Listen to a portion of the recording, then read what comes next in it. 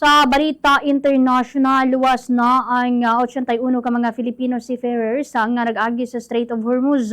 Sunod sa Department of Foreign Affairs o kung DFA, ang nasambit ng 81 ka mga Pinoy seafarers ang ginsakyan sa 4 ka mga barko. Ang mga sakayangan pandagat na galakip sa MV Western Doncaster, MV Viviana Trader, MV Linga Trader, kag MV Eva Fuji nga nagtapos sang ila paglayangag sa nasambit nga lugar sa tunga-tunga sang Hunyo 24 tubtob Hulyo 1.